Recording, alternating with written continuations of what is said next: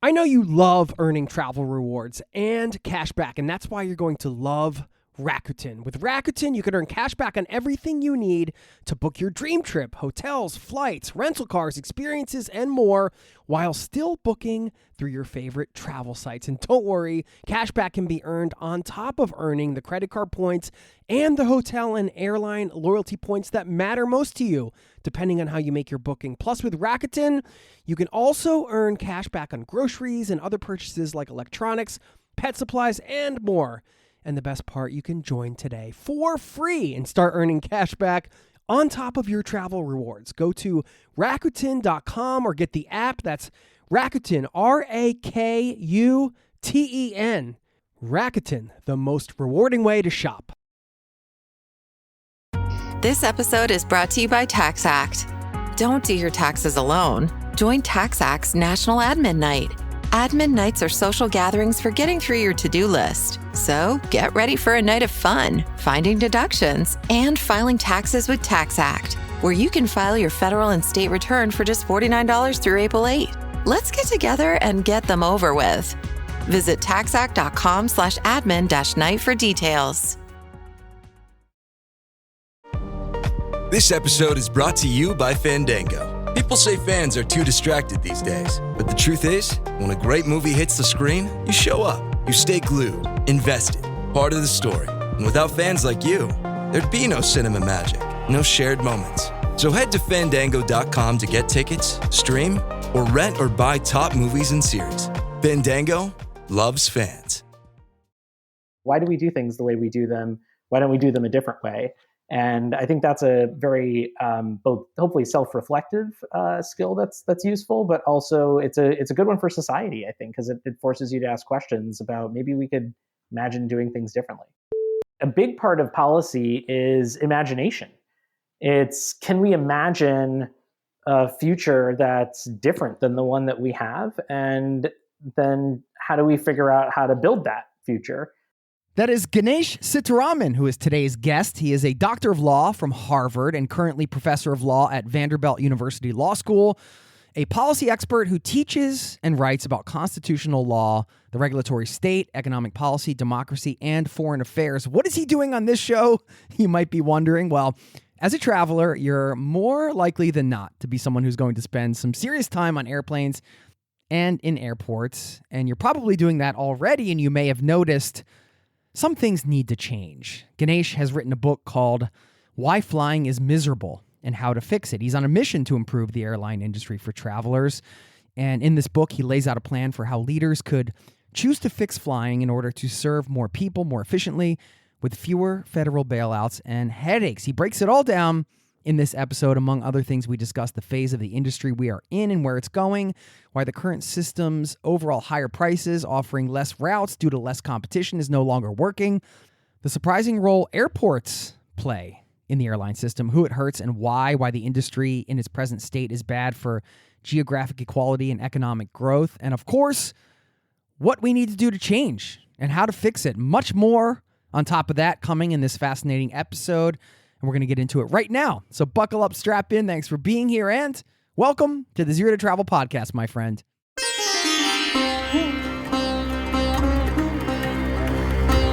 You're listening to the Zero to Travel podcast, where we explore exciting travel-based work, lifestyle, and business opportunities, helping you to achieve your wildest travel dreams. And now your host, world wanderer and travel junkie, Jason Moore. Hey there, it's Jason with ZeroToTravel.com. Welcome to the show. Thanks for hanging out, letting me bring a little travel into your ears today. This is the show to help you travel the world on your terms to fill your life with as much travel as you desire, no matter what your situation or experience. What a show we have for you today. It's not every day I get to talk to a policy expert, and Ganesh is a fascinating guy. He has also been Elizabeth Warren's longtime advisor. He actually worked on her presidential campaign. And so we get a behind-the-scenes look on what it's like to work on a presidential campaign in the U.S. That was part of this conversation. He also shares some advice getting other people to consider your point of view, which is a big thing you have to do as somebody who's trying to facilitate policy reform. You have to get people to see things in a different way, and how perhaps some of his roots and his travels growing up influence his current work today. So all of that, and of course, a big focus on why flying is miserable and how to fix it. At least that's the provocative title of Ganesh's book. And we get into the nuts and bolts on what that looks like. And I love that there are people out here like Ganesh working on improving some of these systems. You kind of sometimes in the present day look at a system like the airline industry right now and just think, well, it's just going to be like this. It's like this. It's going to stay like this forever. But no, we can actually take a step back and figure out how to fix these things and improve them. And historically, if we look back, we see, of course, it's obvious that many things have been fixed and improved over time. And it's cool to get a real-time look at something that's not necessarily working to the degree it could be anymore through the eyes of a policy expert, and start to dissect that question or unpack some of the problems and look at some of the potential solutions. And I'm excited for travelers and for people that are working in this industry, that there are some changes afoot and some things being worked on. And it warms my heart to know that Ganesh and there are others out there working on doing that. So get ready to get excited about policy reform today. I know that might not be something you thought about getting jazzed about, but you're going to be after listening to this episode. Stick around on the back end. I'm going to tie this one together with a question you hear during this interview that you can also ask of yourself. I think it's a powerful one. Stick around for that, and I'll leave you with a quote at the end. For now, without further ado, here's my conversation with Ganesh, and I'll see you on the other side, my friends. Cheers.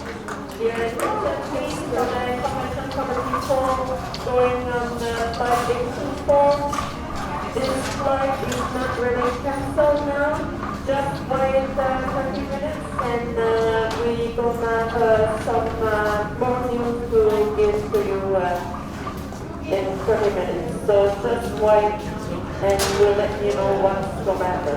Thank you. Ganesh Sitaraman, welcome to the Zero to Travel podcast, my friend. Thanks for being here. Thanks so much. I'm excited to be here. Yes, coming from Nashville, are you a music fan? You know, I am. I can't say that I always was, but since living here, you really become one. There's just so much extraordinary music in this town. Absolutely. What do you like to do when you're not working? Well, you know, I in town love going out to hike. We've got some great state and local parks around here, and do go to music sometimes around. We've just got really great venues of all different types, honestly.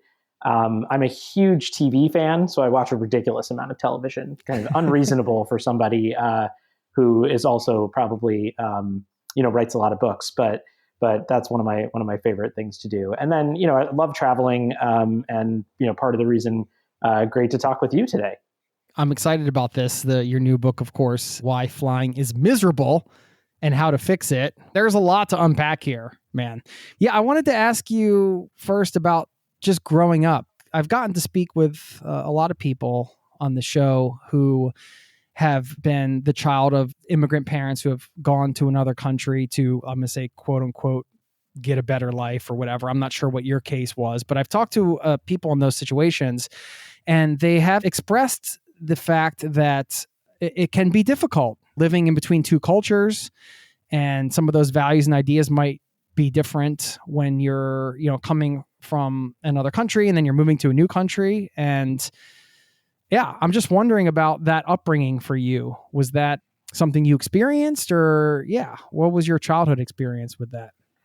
Well, you know, I think for most people, and maybe not for most people, but certainly for me, there was a mix of both really great things and obviously some challenges too, right? You have this sense that you are trying to fit in, and you need to, you know, be similar to others, especially when you're a kid. Of course, that's a kind of very natural thing.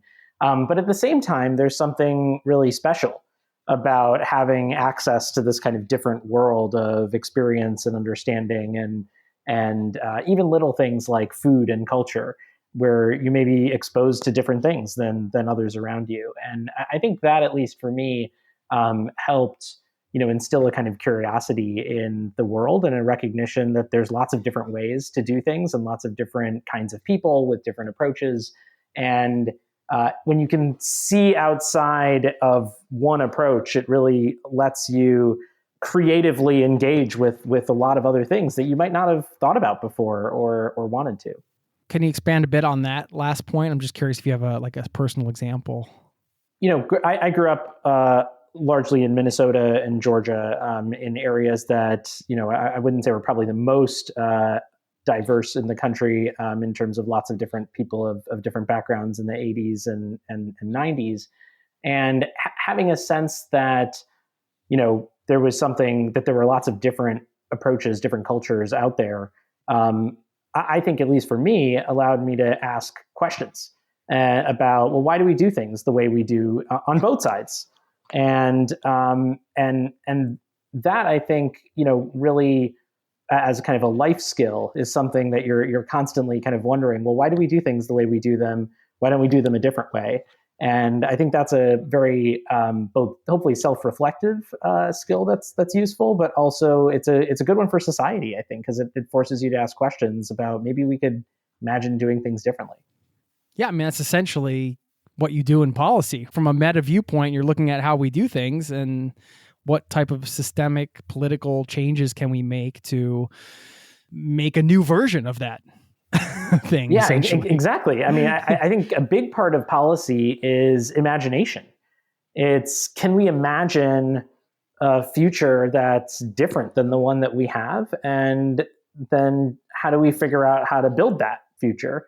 But there's got to be some resource for the imagination, right? We could read fantasy novels, or you could travel somewhere else and see that things have been done differently, or you could look backwards to the past, and the past is a different country, they say, and they do things differently there. And so you have some resources for that. And I think for policymakers who think about the world in any area, really, it doesn't matter what topic of policy, it's really a creative endeavor of imagination in the first instance.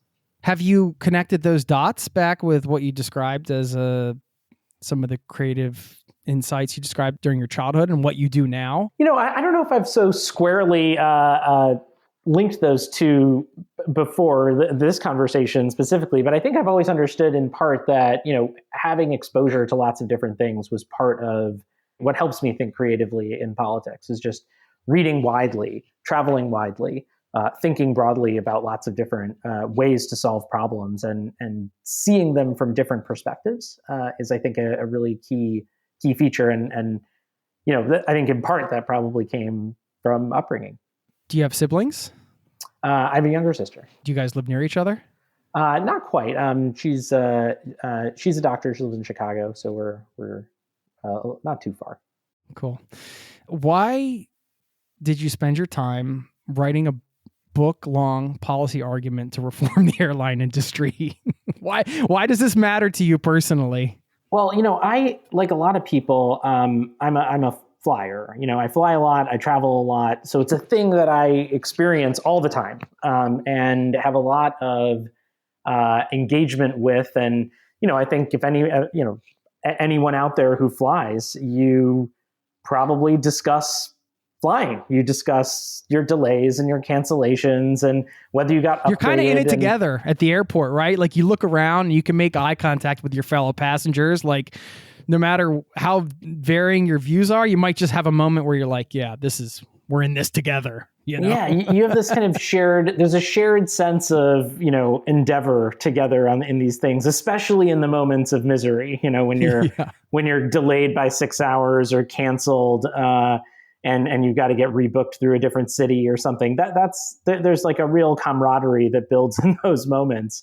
And, I thought for flyers like me, and for, a lot of other people that I know, this is something that we all spend a lot of time thinking about and talking about. And there isn't really, I wasn't really aware of a good resource to explain what was going on and what was the history of all of this. Why are we where we are? Why is this so miserable?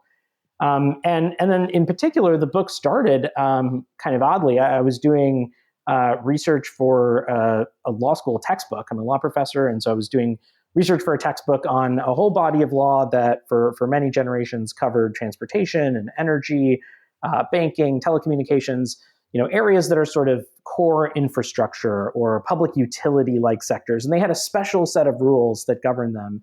And airlines were one of these industries, and they were governed like public utilities from the 1930s to the 70s. And as I was doing the research on this book, just every day of doing the work was like this exciting revelation of new facts, interesting features of how the industry used to be run, what deregulation was about, and just really shocking things. And I realized in the process of doing that research that the key to understanding why flying is miserable, what shapes basically everything about our experience with flying, is a policy choice. It's the shift that policymakers made in 1978 from the kind of public utility model to deregulation of the airlines. And that one choice unleashed a set of dynamics that explained pretty much everything. Why we're irritated about smaller seats, or all the extra fees that you have to pay for food or baggage or seat selection even. Why some cities are losing service, why there are these big fortress hubs and you have to connect through Atlanta or Dallas to get anywhere in the United States. And unless we do something about the kind of bigger question, this kind of big shift that happened, trying to solve all these individual problems separately is a little bit like putting a Band-Aid on the kind of real big issues that we have. You're coming at this with a ton of experience in policy. I do have some questions about, you've been the advisor for Elizabeth Warren. You're on the advisory board for the Foreign Policy for America. You have, your degrees, your work, a lot of your career has been built around this. So I think it's really cool as a traveler. This is a travel podcast that you're channeling some of that energy and creativity and intelligence into this sector and trying to find this solution. I think a good way to maybe tackle this would be to break down a bit of the problem, and then we can get into some of the solution that you discussed in the book and just kind of do it like that. I had a question about the title. I know it's a bit of a provocative title. I'd say that's probably intentional because it helps to kind of catch people's attention. I'm sure you've had good experiences with airlines. We all have. But overall, I understand the spirit of the title of the book. It has gotten pretty rough, I'd say, in some ways. You mentioned like smaller seats and the lines. The whole airport experience is just, to me, it's not as enjoyable as going. I live in Europe, so we have a wonderful train network here. But going and getting on a train or even a bus in some cases, it's a problem. And you have a startling visual at the beginning of the book. You have the U.S. flight routes for 1937 versus the U.S. flight routes in 2023, which is just like an explosion of lines. And it's just really cool how you laid it out and go through it. But just for context, before we get into some of the history and why there's been such a decline, are you just looking at the airline industry in the United States? I know you're on a book because that's where you create policy and where you do your work, but would you say that flying is better in certain countries? Do you want to model other countries? What's your global take on it? Yeah, it's a great question. So in the book, I really focus on the United States. That's my policy expertise. It's my expertise as someone who studies the history of public policy as well. But I think there's a lot of translatable lessons. The big event, as I mentioned, was deregulation in 1978. And after that, a lot of other countries deregulated their airlines too, and their airline systems. And so you have a kind of different systems everywhere in the world. Some countries had, nationalized carriers, a single airline providing service everywhere.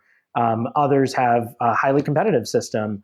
Australia historically, before their deregulation, had a 2-airline policy. They had one public airline and one private airline. So there's lots of different models that have existed throughout history. And I think we can learn from a kind of deep dive of the American experience with deregulation to see what happened elsewhere. But certainly I think, around the world, as anyone who travels knows, you have different experiences. There's better, there's worse. And there's, I'd say probably one of the biggest differences is just, some countries have one big airline and that's it. And they don't have all the kind of proliferation of lots of airlines in a competitive marketplace. And others have a mode of regulation among those airlines that is greater than what we have now in the United States. So there's a real diversity out there. And like you said, there are, of course, some good experiences, but part of the point of the book and it is to get us to zoom out a little bit and to think both about our individual experiences with flying, but also the kind of structural changes in the industry that have made the experience tougher. You mentioned rail and buses. In Europe, you can take rail to a whole bunch of places, not as much in the United States. And in a way, that's actually happening with airlines here too. You see airlines dropping service from cities. And if you're in one of those cities, it means it's a lot harder to get somewhere else. And it's a lot harder for tourists or friends or family to get to you. And so those are also part of the kind of miseries of flying. Like, do we really even have access to get to places we want to go? So I think those are questions that are part of these policy questions for what kind of air travel system do we want as a society? And how can we get there? We'll get back to the interview in just a moment. I know you love earning travel rewards and cash back, and that's why you're going to love Rakuten. With Rakuten, you can earn cash back on everything you need to book your dream trip, hotels, flights, rental cars, experiences, and more, while still booking through your favorite travel sites. And don't worry, cash back can be earned on top of earning the credit card points and the hotel and airline loyalty points that matter most to you, depending on how you make your booking. Plus, with Rakuten, you can also earn cash back on groceries and other purchases like electronics, pet supplies, and more. And the best part, you can join today for free and start earning cash back on top of your travel rewards. Go to Rakuten.com or get the app. That's Rakuten, Rakuten. Rakuten, the most rewarding way to shop. Protein is now at Starbucks, and it's never tasted so good. You can add protein cold foam to your favorite drink or try one of our new protein lattes or matcha. Try it today at Starbucks. Now, back to the show. You just kind of go through the motions and take for granted, well, this is just the way it is, right? And I love that you're tackling this in a way that's just like, well, no, this could be better. One of the quotes from the book, you said, miserable air travel is the perfect symbol of the type of unregulated capitalism that America has unleashed. Why do you see it that way?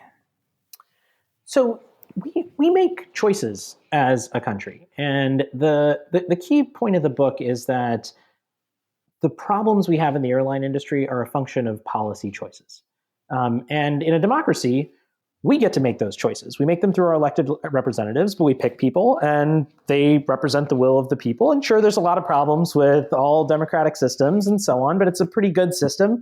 And it's basically responsive in a lot of ways. And this is a place where we made big choices. And those choices in the 1930s were really to have a system. You could think of it as an era that was the stable system era. And, the idea was we want stable, reliable service. As you said, looking at the kind of images of how many routes there were in the 1930s and how many in 2023, they wanted a system when airlines was a pretty young industry in the 30s that would grow, that would have airlines that weren't going bankrupt, that didn't need subsidies, that didn't need bailouts, that could fly to more places. And so regulators allocated routes to airlines. They set prices. They treated airlines like utilities, and it was a period of regulated competition. It was stable. It was reliable. It was kind of boring, honestly. And then we made this policy choice in the 70s. And the advocates of deregulation said, this system's a cartel and market competition would be a lot better. And they said, imagine if you could have 200 efficient airlines with cheaper prices, with no downsides, really. And that was the pitch. All we need to do is just let airlines fly wherever they want, whenever they want, and charge whatever they want. But what ended up happening in the 80s was we didn't end up in the kind of dream world of deregulation. The airlines ended up in really what I think of as phase two, a kind of Hunger Games, a cutthroat competition period in which, these airlines were engaged in all kinds of anti-competitive and bad behaviors. There were attempts to break the unions. They were pushing new entrants out by doing predatory kind of pricing. There were dozens of bankruptcies and mergers, all kinds of chaos in the 80s. And eventually, over time, we settled into what I think of as phase 3, which is a kind of monopoly capitalism, where you don't really have that much choice in most cases. You don't get good service. Really, you get bad service, bad prices. And, if you ever sit in coach for a long flight, you might end up with a bad back at the end. And so when you look at the system now, we actually have less competition today than we had during the regulated period. The top 4 airlines in the United States have a higher market share than they had in 1977. You have more concentration at airports, which means more flight connections. It means if there's weather, you're delayed or canceled, and so is the rest of the country because all the flights go through that one big hub.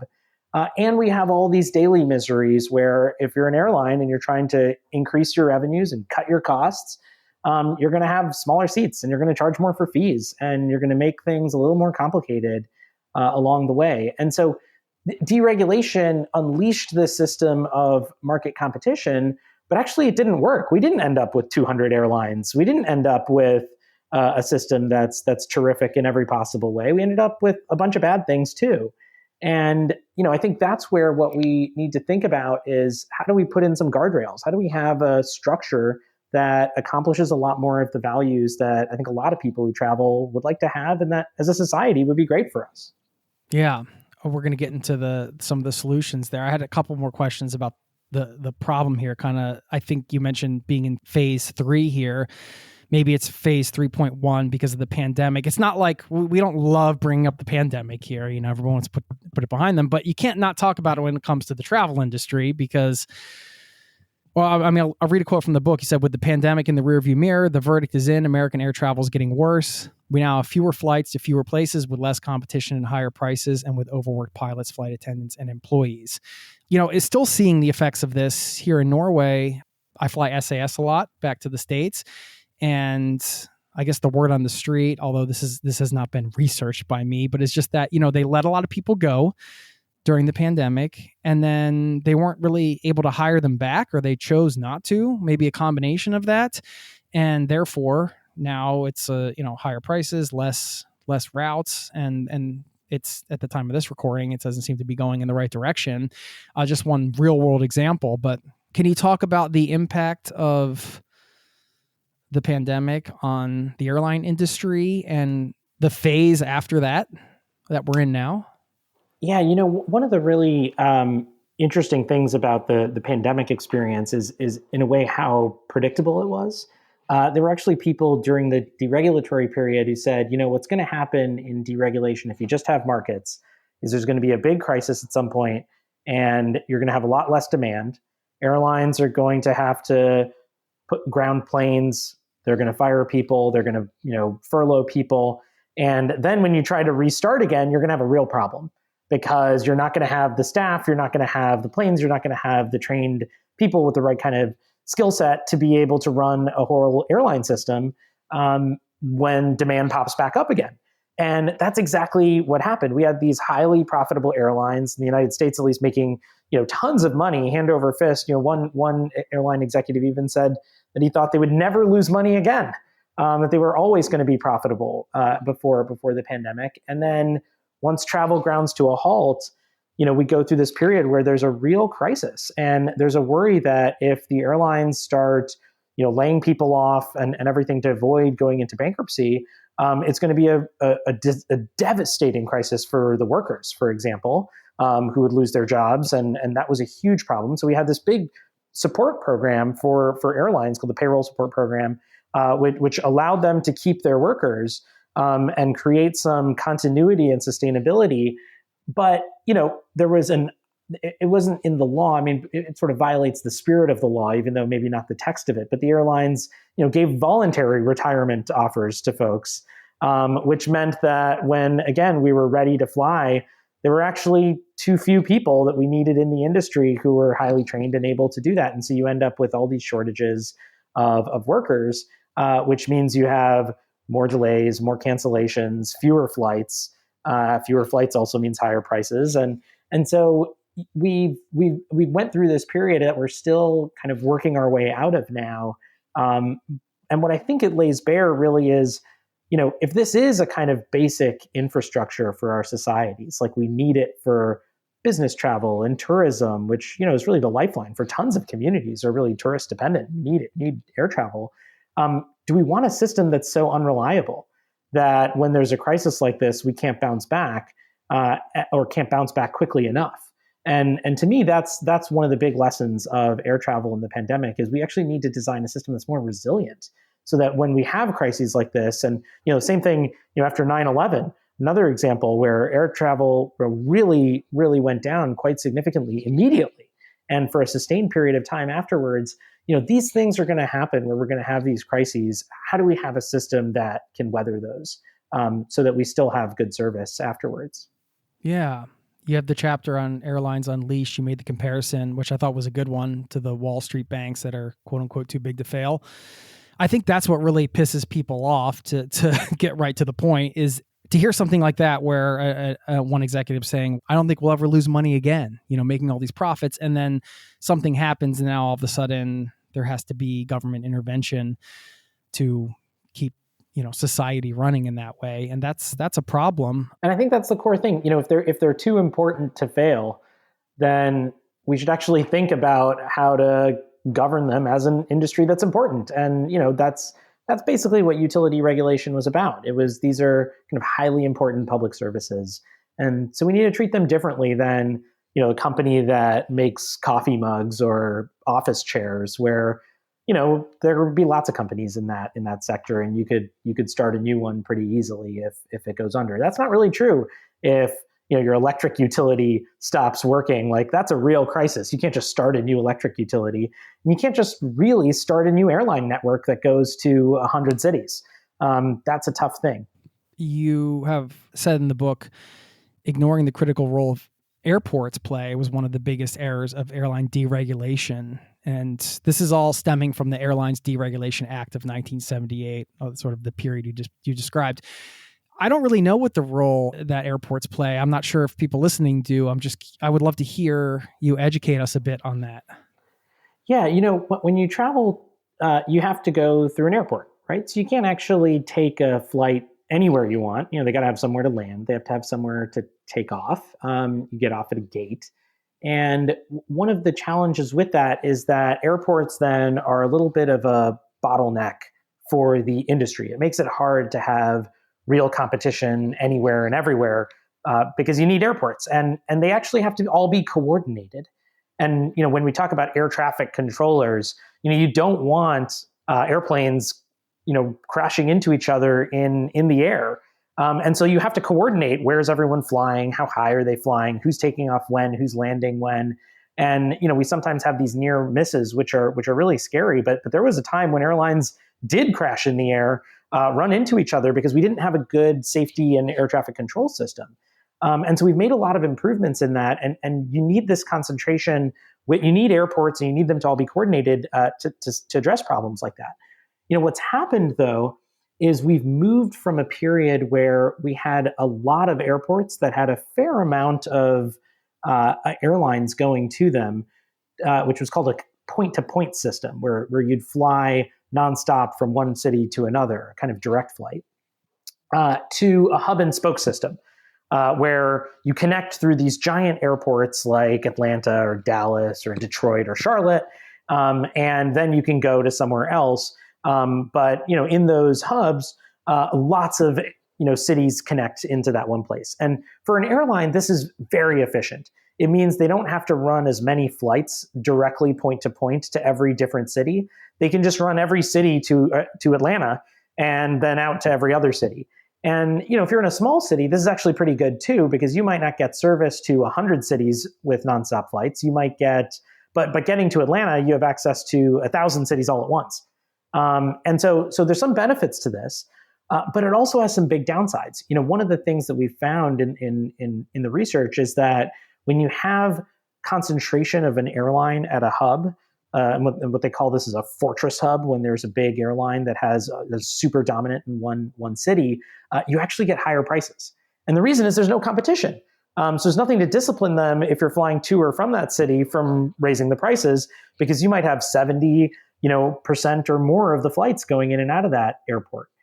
It's also a real problem for fragility of our system as a whole. So, if you imagine if you have most of your flights going through one airport and there's a big storm or a lot of high winds, it doesn't just harm that airport or that region. It's actually flights throughout the entire country, because you've built your network around that airport being the real hub for all of your activity. So you can have these kind of cascading cancellations and delays. Even if there's no weather problems in New England, you might have it because there's bad weather in Dallas. And similar, and the last problem that I think is a real issue with airport concentration that's happened over time is it's really bad for geographic equality and for economic growth. And so I'll just ask, for everyone listening out there, think about, here's the question for you. Toledo, Ohio, a city about 250,000 people or so. How many of the big four airlines, Delta, United, American, Southwest, do you think fly to Toledo? Is it one? Is it two? Is it three? Is it four? The answer is zero. There's zero airlines that fly to Toledo, Ohio now. I was going to guess at least one. and of the big four, none of them. And part of that is, if you're in a system where these kind of massive hub efficiencies are useful, you want to abandon some places where you're not getting as much traffic. And so, we see this concentration in a lot of places. In 1977, Delta had 21% of Detroit Airport, and it was the top airline in Detroit. Now it's got more than 70% of the flights in Detroit Airport. That's a huge deal, and it means there's a lot of other cities that used to have a lot of service going to them, used to be sort of mini hubs as we would think about them now, not as big as like a Delta in Atlanta now, but they were still hubs. And if you lose that hub, that's a lot of jobs, it's a lot of businesses, it's a lot of tourism, it's conferences and conventions for business people. It's all kinds of economic activity that disappear. And so I think that's another reason we should be worried about these shifts in airports. And, under a regulated system, what they said was, we want to have access to a lot of places. So we're not going to let anyone become too dominant in one place, because that would be a concentration problem and a monopoly problem. And we also want economic growth in a lot of cities in the country, not just a few. And so we should distribute the airlines and routes to a lot of places so that there's access to transportation, everywhere. So you have the, let's say, industry economic issues, bankruptcies, bailouts, overworked employees, some of the things we mentioned. Then you have the issues that affect the everyday traveler, delays, cancellations, lost luggage, cut down routes, so on. It seems that we need to find the common ground that works for everybody here. And so you kind of laid out this 3-point plan, I guess 3 principles for fixing flying. I know you go in depth on this in the book, but I wonder if you could share that 3-point plan and why you think it'll work. And I guess along those lines, I don't want to ask a multi-tiered question here, but perhaps you could share some of the things that are working right now that might carry over into this plan. Yeah, so to me, I think we should start with big principles and really think about the structural, basics of how we design an airline system. And so my 3 principles are: first, no more flyover country. We shouldn't have a system where airlines are able to just abandon pretty major cities and make it really hard for travelers. And that's all the reasons I just talked about. Things like economic growth, access to transportation, connection to other places, whether that's for family or for friends or business people. That's really valuable, I think, as a society. And I think we should want a system that means people can get to a lot of different places. The second principle is no bailouts, no bankruptcies. Yeah. And this is a pro-business principle, actually. I want a stable, reliable, profitable airline industry, and not one that's subject to kind of boom and bust cycles, right? So, and that's, I think, good for airlines, and it's good for taxpayers, because the other challenge here is, if we have the system, like in banking, the CEOs, the top executives, the shareholders make tons of money in the good years, and then in the bad years, the taxpayers pay for the bailouts? That doesn't make much sense. So let's have a system that's stable all the time. And that's the second principle. And then the third one is, if we're going to have that, we need to make sure it's not abusive. And so we need to have fair and transparent pricing for all of us. And that's got to be a simpler system than we have now. That's easier, that's more reliable, and that does a better job. And I think if we do all three of these things, if we have systems that achieve these, and there are ways that I talk about in the book to get there, what we'll actually end up with is a system that solves a lot of our other problems in the travel world, in the airline world as well. And so that I think is the real benefit. If we can solve some of these big things, it'll cascade through and solve a lot of the smaller problems too. Let me start with climate change, because should flights be cheap? Should they be more expensive so people aren't flying as much? How does the solution play into climate change? This is a really great question because, airlines, as you know, are a huge contributor to carbon emissions. They use a lot of fossil fuels. And if you're interested in solving this problem, one way you could talk about it is exactly what you said, is maybe we shouldn't fly as much. And I think the way to think about that question is, what's our overall package of a transportation strategy or transportation policy? And, if you're in Europe, maybe you fly some, but if you've got high-speed rail going from one city to another, as you said, Jason, you might prefer to take the train from one city to another, and that could be a way to have a beneficial carbon impact. In the United States, I think one of the challenges we have is really thinking about what an integrated transportation policy looks like that is focused in the climate direction. I think that's a place where we need more attention. But the second way we could think about this is, how do we get an airline system that is, more technologically set up to not be so focused on fossil fuels? And I think, that's the thing I mentioned in the book. We could have a air innovation fund that in the profitable years airlines pay into to try to really focus a lot more on research and development about sustainable aviation fuels, which are already something that are in the works, or electric planes, which are something that people have talked about and are working on. And we should be trying a lot of different solutions to see what we can do, so that hopefully in the future we have a more climate-friendly airline industry as well. Because it is a really convenient and quick way to travel, and in some cases, we'll still be the fastest, and we'll still want to do it. And so I think we need to, think big in multiple directions to try to address this issue. We'll get back to the interview in just a moment. Now, back to the show.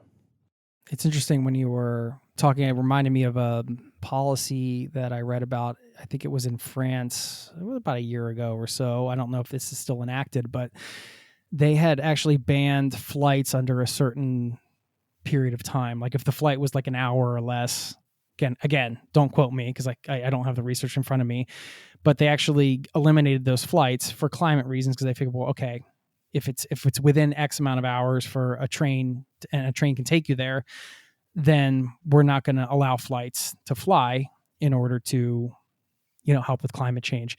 And so I'm not saying that was the perfect solution. I don't know. The US is a totally different place. It's spread out, but it's an example of policy change that can make a positive contribution to climate change, or at least, the idea behind it. In practical terms, a lot of these things, you don't know how they're going to exactly play out, and they all have pros and cons, right? I mean, I don't think you're saying that these three principles are a magical solution.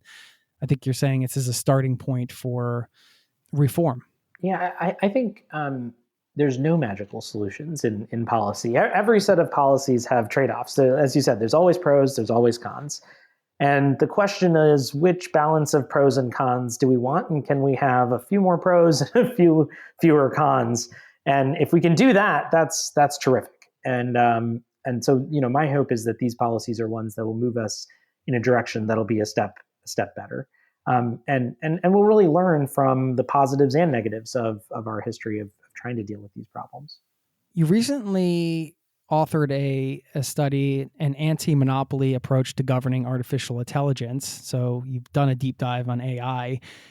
I'm wondering, after writing this book and diving into artificial intelligence from this perspective, looking at the solution you've come up with here, how do you think things are going to play out with AI in terms of the airline industry and the travel industry? And do you see problems with where it could go and the solution you presented in the book? Yeah, so I think one of the challenges for passengers, if you're buying airplane tickets, things have really changed in the last 3, 4 or more decades. Um, as I mentioned, in the 30s to the 70s, in the kind of stable system era of regulating airlines as a utility, there was a government agency saying, hey, you have to have just and reasonable prices. And we're actually going to set the prices so that if you're flying longer distances, you're charged more. If you're flying shorter distances, you're charged less. And it's not really about how much volume there is, because we want smaller places to be able to have access that's affordable too. You could think of it sort of like a subway or taking a train, right? It's the same price whenever you buy the ticket. We've actually moved to a different system now of dynamic pricing, where the prices for tickets change all the time. And they could change on Tuesday versus Saturday. They change 3 weeks in advance versus the day before. I mean, you know this and talk about it on the website and here on the podcast. And I think one thing that we could imagine happening increasingly with AI over time is even sort of personalized pricing, where there's so much data available on you as an individual when you buy tickets, where you're thinking about going, how much you're willing to pay. And you could have a system where the price is actually just tailored to you. And I think that's really problematic, because it means that people are all going to be paying different prices for what is really a utility-like service, where some people are going to pay a lot more, some people will pay a little bit less. And I'm not sure that's the kind of system we should want as a society, where the airlines can, because they have so much data about you, extract more money out of you. Instead of saying, hey, actually, we're going to have a consistent set of prices. You want to fly from New York to Washington. Here's just what it costs. Everybody pays the same thing. That's the price. And we could imagine a world like that, where it's kind of fair, transparent, uniform. I think that would be a way to guard against what I see as a potential real downside in the future. Another downside that I think is potentially worrying, and there's some people who think this kind of thing already happens now, is just, are we going to see, these kind of automated systems designing pricing that will then either, be basically learn that what they should do is collude with the other airlines. And, some people say this is already a problem in airlines and other places. You wonder, why is the price on these 3 different airlines like within a penny of each other or within $1? And that could be one airline changed its price and the others followed. But if all of that's done by computers, what the computers might say is, actually, our best strategy is if we coordinate the price with everyone else and just keep raising it. And that could be a real problem too. And so I think we need to think about competition and pricing, in multiple different ways. And that'll be different if we have these sort of black box AI machines thinking about, what's the best way for the airline to make the most money. Yeah. I think we've all been that. We've been the person in the seat that has gotten a really good deal on a ticket sitting next to the person that may not have, and thinking, here I am. I got on this, I use my frequent flyer miles. I'm here for $50 flying overseas. I mean, I've done that. It's an awesome feeling, right? To pay $5 to fly across the ocean. But then you've also been on the other side where something happens, or there's a family emergency. You got to buy a ticket, and it's the last minute, and you pay so much, and the person sitting next to you might have paid $200 and you've paid $800. It's not a good feeling. Exactly. And we don't have to feel that way. We don't have to have that as part of our experience. And, I think your example also is a really great one of, people have emergencies, family emergencies at the last minute. Your last minute ticket buyers aren't just business travelers. Yeah. There are also people who've had a death in the family, someone with a health scare, something where they really need to be there for people. And in those situations, you're paying a lot for your last minute flight. And, it doesn't have to be that way. What is your biggest concern with AI? This can be off travel, just anything. So, I think my biggest concern about AI, at the moment, and it's maybe one that people aren't as focused on, and that's why I'm concerned about it, is that what we're seeing in the industry is consolidation and vertical integration. And that's just a fancy economisty kind of way of saying companies are buying up all the different pieces of the AI sector that are needed to make the applications work.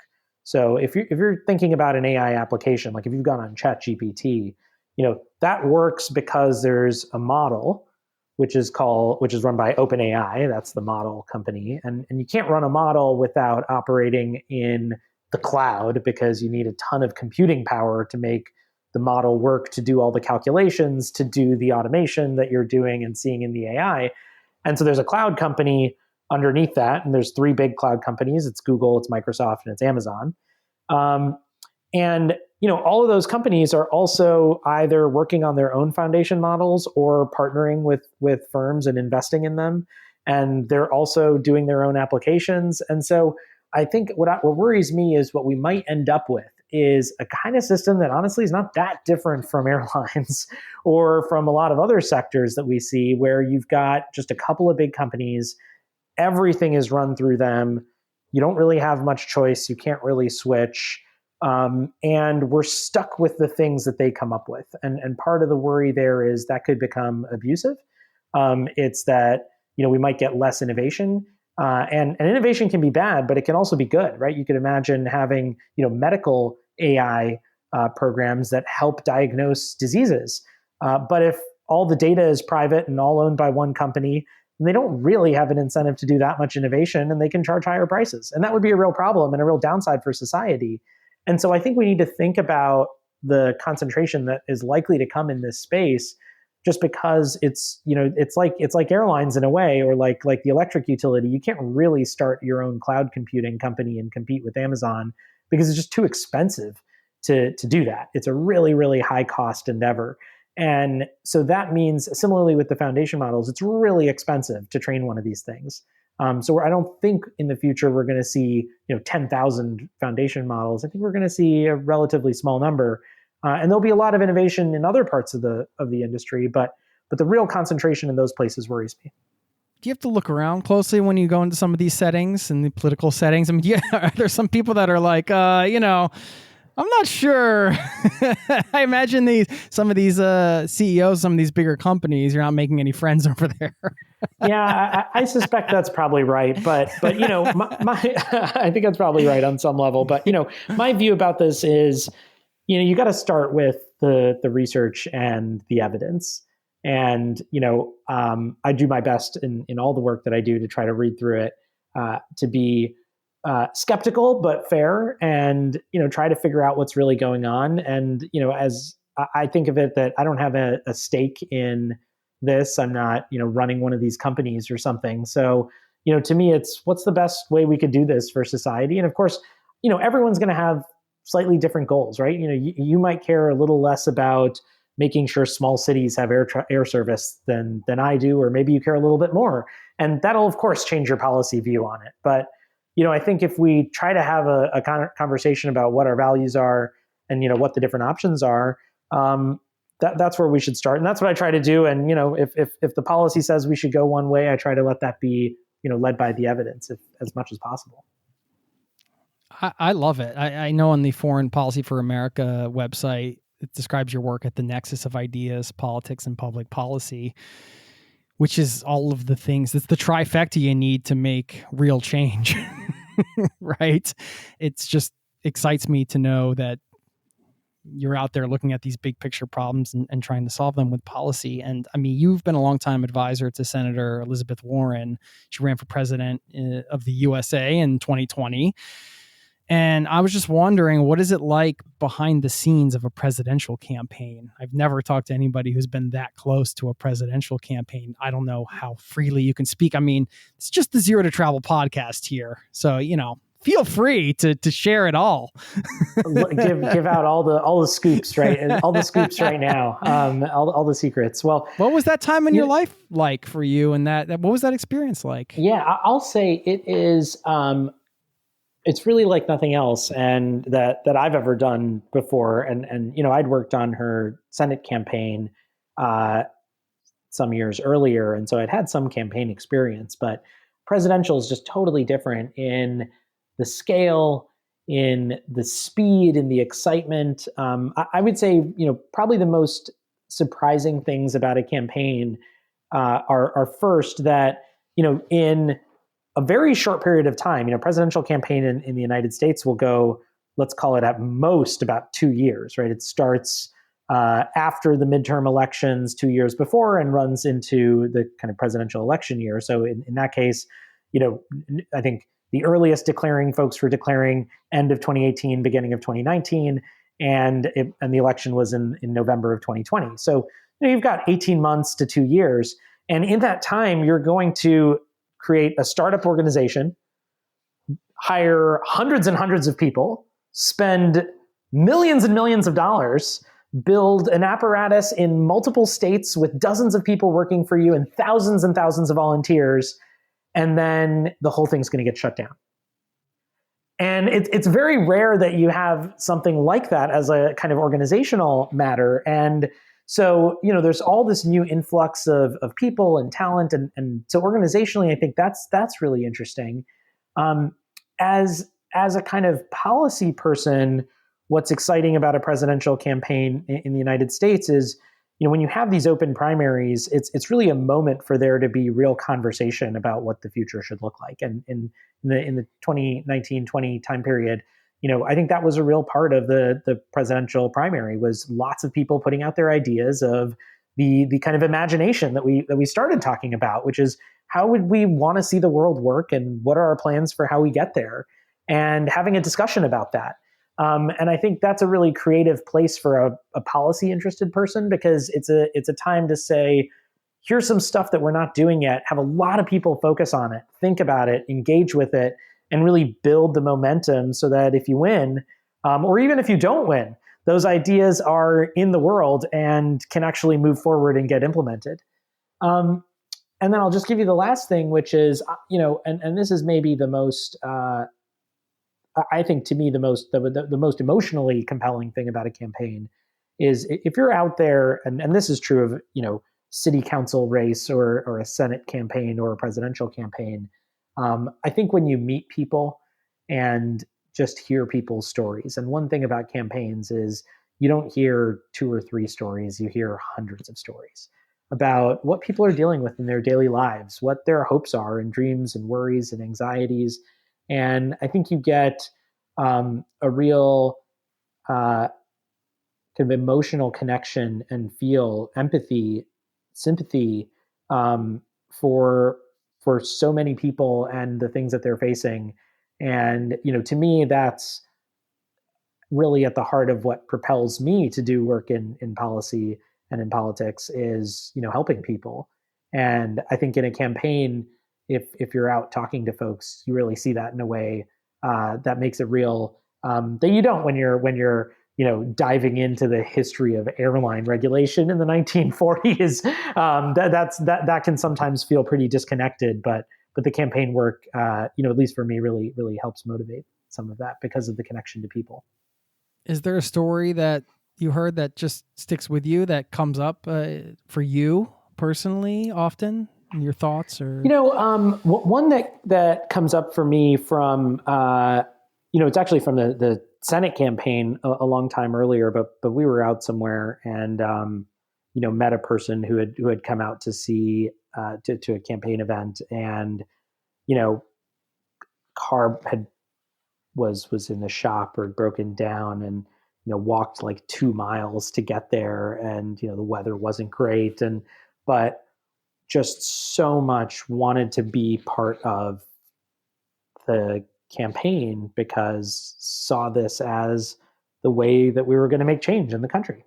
And that was the kind of amount of sacrifice in your own daily life when you have like jobs and kids and all these other things going on, but feel like it's really important to be part of something. And I think that's really democracy at work. People really willing to get out there and fight for what they need by organizing, by voting, by participating in the process. And I think that's a really important part of our system. I know this isn't a political podcast, but since we have an expert on policy, we got to talk about it a little bit, right? What do you think needs to change in American politics all right, like I know this is a subjective opinion that some things are messed up, but man, it's kind of messed up, man. Let's be honest. I have my own opinions, my own uneducated, completely uninformed opinions about campaign finance, and I think there needs to be campaign finance reform, and I think term limits are a no-brainer. I don't think there should be a thing as a career politician or somebody who gets appointed for life. That sounds ridiculous to me. But, those are two systemic things that I lock into as just a citizen. What needs to be done? Yeah, it's a great question, and we'll circle back to term limits because I have a slightly different view on that one. And I can explain why, but I think you're basically right. There's political structures and economic structures and social structures, and these things are all interrelated. And so I think one thing, if you're going to have a robust, thriving, sustainable democracy, is you really need to have an economic democracy and social solidarity and a political democracy. And in a lot of places where those things are weak or unraveling, you have these kind of real pressures on the democratic system. And so I'll explain why in each case. If in an economic context, if you have severe economic inequality, it leads to exactly what you were saying with campaign finance. That's kind of a symptom of the real problem, where some people are really economically powerful and others are not. And it means you can buy your politicians.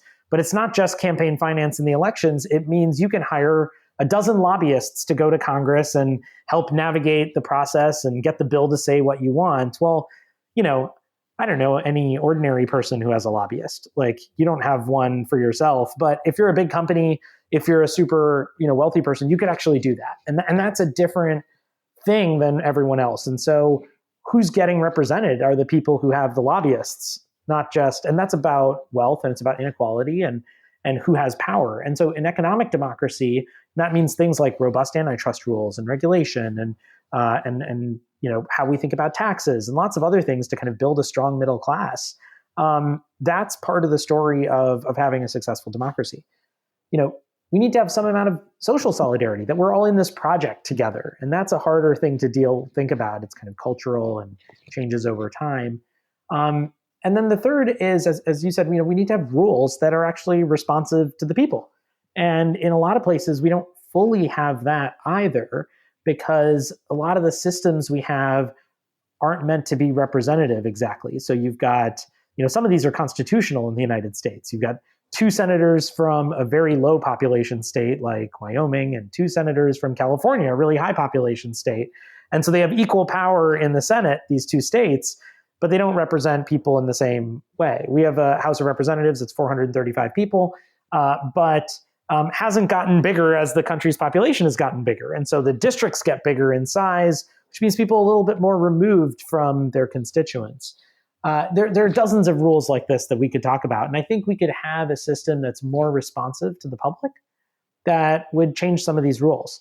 The one where I have a little disagreement around on term limits is, I think unless you have really, really, really long term limits, like decades and decades long, for members of Congress, one of the real challenges about term limits is I think it's likely to lead to just more lobbyist power and capture from companies or interest groups or anyone else who have the ability to hire lobbyists. And the reason why is what members of Congress are able to do if they're there for more than 2, 4, 6 years is actually learn and build expertise. If you're a member of Congress and you get elected and say you'd been owned a car dealership or were a doctor or were a lawyer or a small business person, you probably don't know a lot about pharmaceutical drug regulation or how to deal with the taxation of private equity firms or how to think about governing the airlines, honestly. And you have to learn about all that stuff in order to be able to pass the laws. And I think one of the challenges is you lose a lot of expertise that would get built if after 4 years, let's say, you kicked everybody out and then you brought new people in. They would have to build that expertise from scratch. And I think one of the challenges there is you end up with them needing to rely on someone else who's not going to be elected and is likely to be lobbyists who have a skin in the game and just want things that support their own interests. And so to me, I think we could solve this problem in other ways, like having, larger, more professional staffs, like, paying the staffs more so they could have some more continuity, like dealing with campaign finance reform.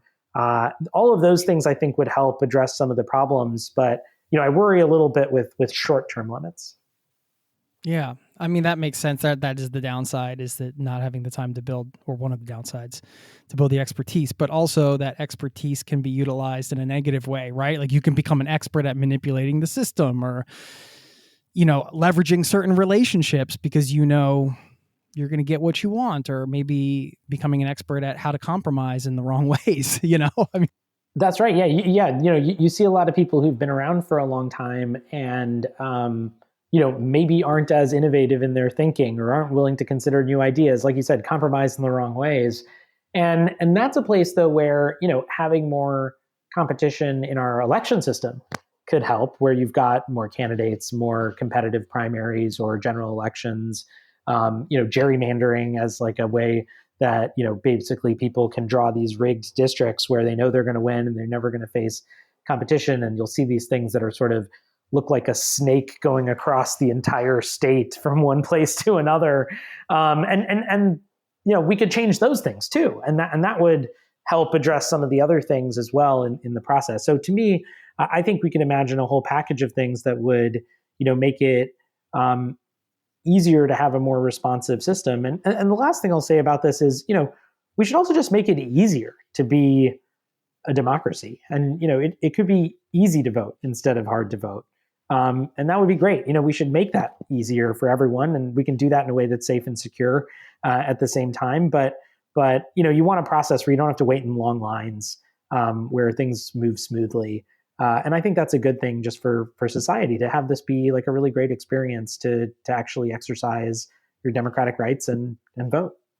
Some of the things you mentioned, I was just thinking from your perspective as somebody who's trying to enact policy, it must be so frustrating sometimes to work within these systems. What is the most frustrating part about the work you do? I think I'd probably say the most frustrating thing, and you have to learn to come to terms with it, is just that change takes a long time. And it's about persuading people.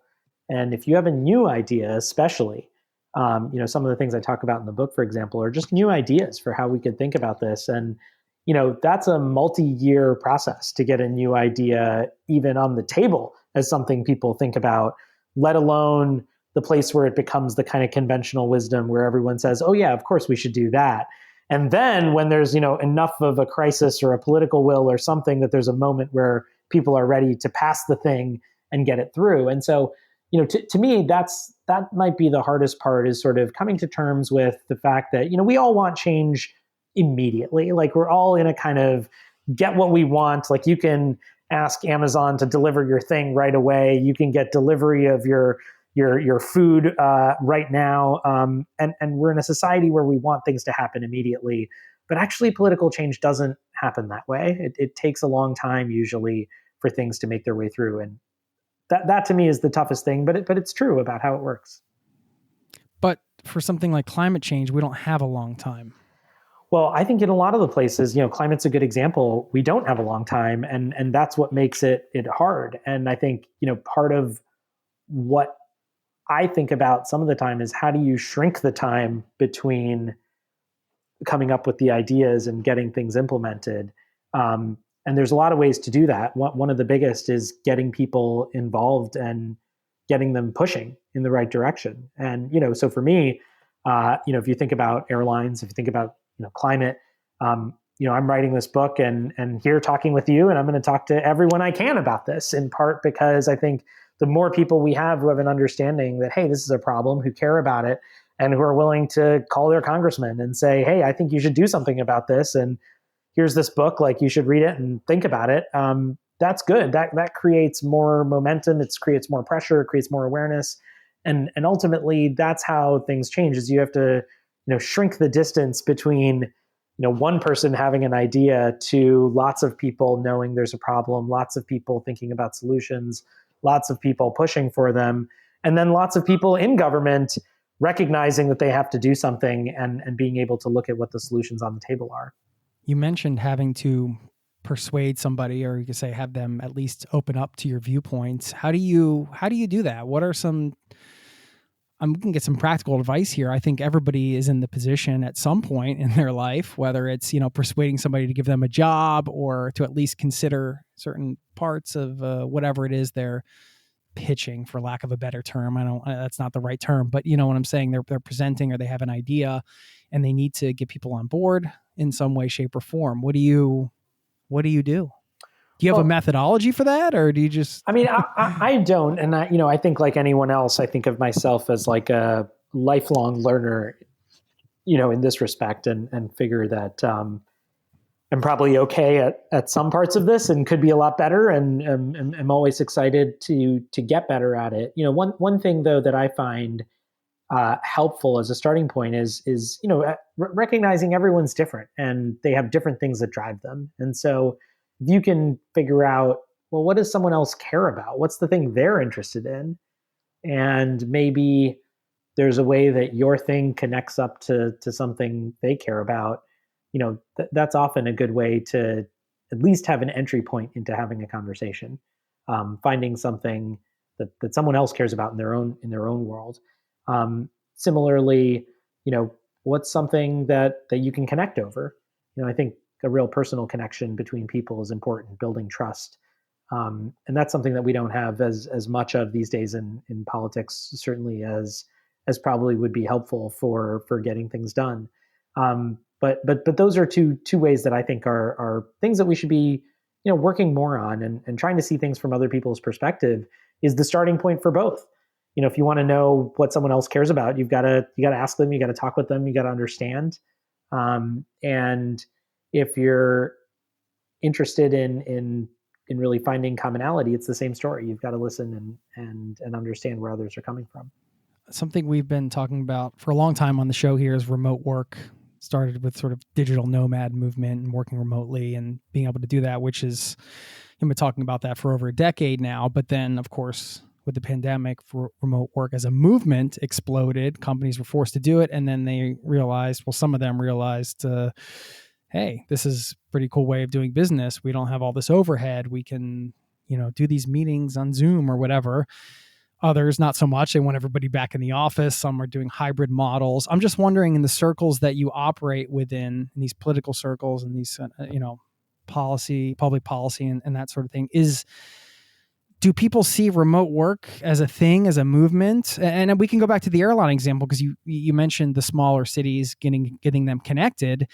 And we know that rents in San Francisco and some of these larger major metropolises are sky high. People are going to places where it's more affordable because they can live there. And you could foresee, or I could foresee, a future where maybe the population of Toledo doubles. I don't know if they have the infrastructure for that. Maybe that's a bad example, but you get what I mean. Getting away from some of the more expensive areas, going to some of the smaller, more affordable cities and running their businesses or working from there. Is that something that is being talked about? Or are we still on the fringes of that, do you think? Yeah, I think there's a real diversity of practices and views. And to go back to our previous conversation in part, I think the COVID really changed things for people, because in that period where everyone was on video and people were all working from home, I think a lot of people realized, oh, this could actually work. And we could be more flexible about work from home or remote work in a lot of different settings.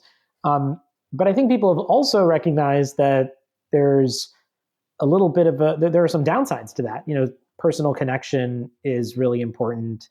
You often miss at the end of a meeting, for example, someone does the quick pull aside and says, hey, I didn't want to say this in the meeting, but here's the thing I'm really concerned about. And it feels much more formal to do that kind of thing on a video call than if you're doing it in person. And so there are some trade-offs here too. Like we talked about, every policy has trade-offs. But I think there's a sense that there's more of an opportunity for this. And I think in a lot of places, people are doing, more remote work for a couple days in person, a couple days not, or altogether remote. So I'm not sure where it's going to end up, but I think there's a real shift that's taken place in at least, interest and flexibility around this set of questions.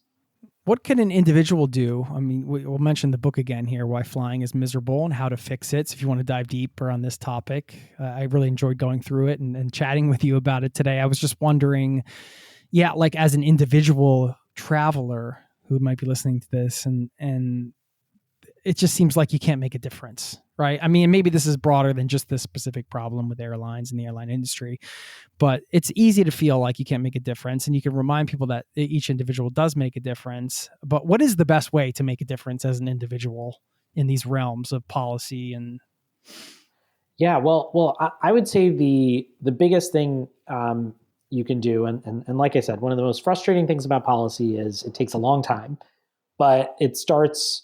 They say journey starts with a single step, and the single step here is get involved, and that could be as easy as call your elected official, write them a letter. It could be going to an event. It could be asking a question. But the more you get active in these different ways and push people and say, hey, this is a thing that really matters.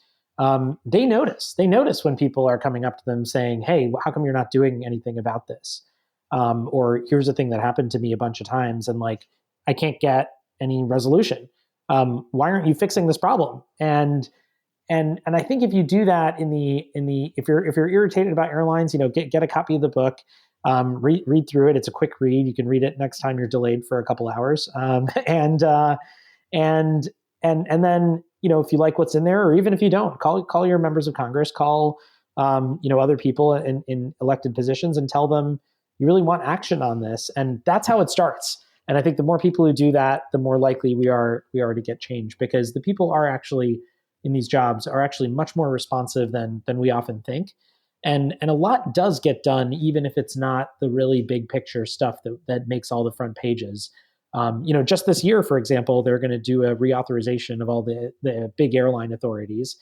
That's an opportunity for lots of different kinds of changes to happen. And that's a place where if you're active, if you're involved, if you're asking questions, if you're pushing for them to do more, there's a real chance that they'll actually do that in the next 6 months or year. if I gave you a magical policy wand, here it is. I'm waving it in front of you right now on this call. Out of all the things you've studied, what's the one thing you would do that you would like to change within this hour? Well, I think in the airline context, the big change I would try to impose is a kind of system around the geography of airlines. So really reducing the concentration at big hubs and creating a more dispersed airline system so that there's more cities that have more flights, not just small cities, but also mid-sized cities becoming kind of mid-sized hubs instead of not being hubs at all.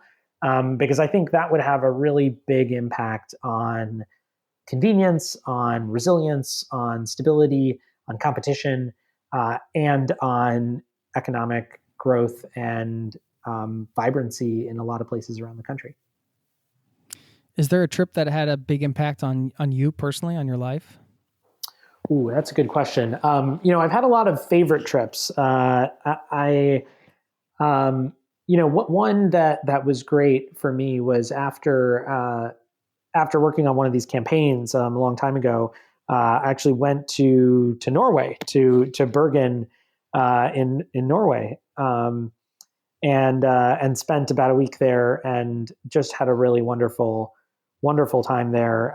And it was a great opportunity to reflect on, my time in politics, reflect on, what I wanted to do next. And that was when I was starting out as an academic. And so it was a real moment of thinking, what kind of academic do I want to be? Do I want to be a professor who, what do I want to focus on, and how do I want to think about navigating my interests in ideas and politics and policy. And so I did some of that in the coffee shops of Bergen. And so that was a really great trip for that reason. Well, it's not the worst place to do some reflection, right? You got some great scenery, UNESCO World Heritage amazing City, scenery, just beautiful hiking, great people, went kayaking in the fjords. I mean, it's just a wonderful, wonderful place. Yeah. Awesome. Where are you off to next? Do you have any trips planned? I've got lots of little trips planned as part of talking about the book with people, and hopefully at the end of the year we'll make a slightly bigger trip to India, and so that's on the list for what's coming up next. Do you get to India often, or not as often as I'd like? But this will be the first trip in a while since well before the pandemic. So I think for me, like a lot of people, probably still coming out of my post-pandemic travel to do longer trips. Right on. Cool. Did we miss anything major here? I give you if you want to share anything here or kind of close this out. I think we hit on a lot of the great points. I would just say, for anyone who's interested in really understanding some of the history of how we got to where we are, I encourage you to take a look at the book. It's got a lot of great stuff on the history of airlines as an industry, the history of airline policy, and a lot of the changes that happened over time, including some really surprising and shocking things that you'll find along the way. Well, I appreciate it. Thanks for taking the time to come on and help us unpack this. And yeah, best of luck with the book and everything else. And hopefully look forward to staying in touch. Thank you.